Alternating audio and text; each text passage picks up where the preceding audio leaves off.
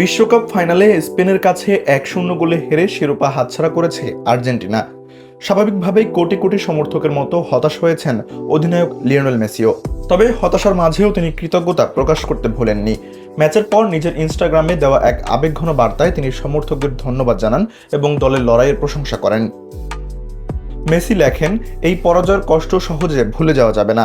এমন একটি ক্ষত শুকাতে সময় লাগবে।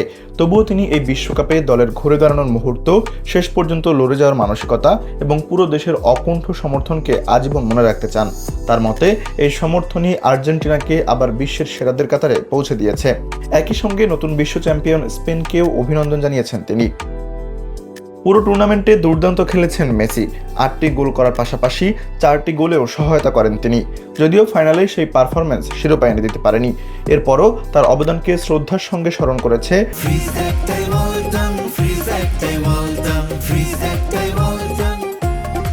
Argentina football association.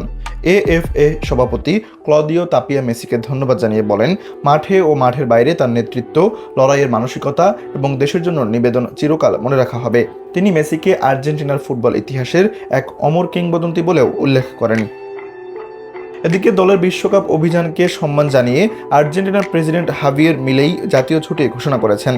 এমনকি সেই ছুটির দিনটি কোন তারিখে হবে সেটি বেছে নেওয়ার সুযোগও দেওয়া হয়েছে আর্জেন্টিনা দলকে।